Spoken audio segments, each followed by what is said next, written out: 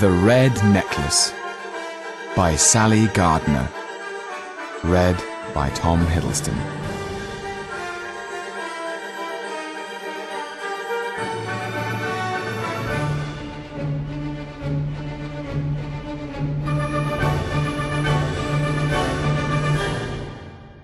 This is Paris. Here the winds of change are blowing, whispering their discontent into the very hearts of her citizens. A Paris waiting for the first slow turn of a wheel that will bring with it a revolution the like of which Europe has never known.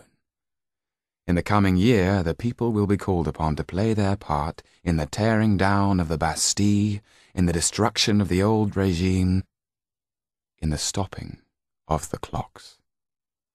This is where the devil goes walking, looking with interest in at the window of Dr. Guillotin, who works night and day to perfect the humane killing machine, sharpening his angled blade on the innocent necks of sheep.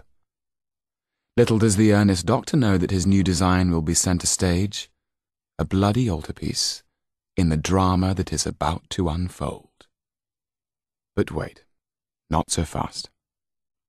King Louis XVI and his queen, Marie Antoinette, are still outside Paris, at Versailles. This is the winter of 1789, one of the worst in living memory.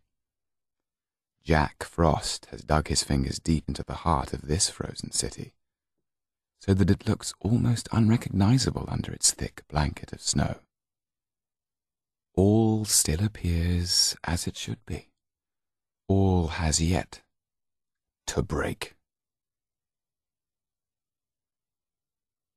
Here then is where our story starts, in a rundown theatre on the Rue du Temple, with a boy called Jan Margoza, who was born with a gift for knowing what people were thinking and an uncanny ability to throw his voice.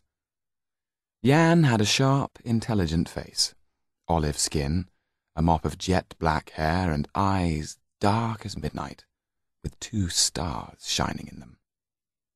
For the past few months the theatre had been home to Jan, his friend and mentor the dwarf Tetu, and Topolin the magician. Together they travelled all over France performing. Without ever appearing on stage, Tetu could move objects at will like a sorcerer, while Topolin fronted the show and did tricks of his own. Jan was 14 now, and still didn't understand how Tetu did it, even though he had helped behind the scenes since he was small. Tetu's age was anyone's guess, and as he would say, no one's business. He compensated for his size and his strange, high-pitched voice with a fierce intelligence. He could speak many languages, but would not say where he came from. It had been Tetu's idea to invest their savings in the making of the wooden hero.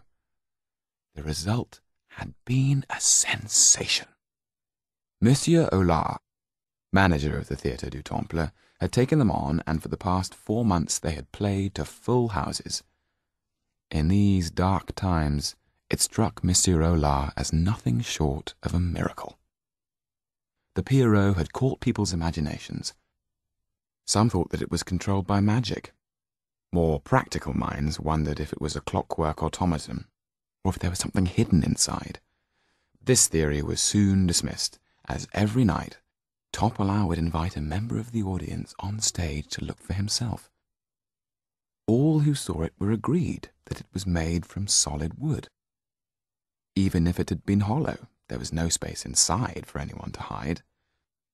Yet not only could the Pierrot walk and talk, it could also, as Topolin told the astonished audience every night, see into the heart of every man and woman there, and know their darkest secrets.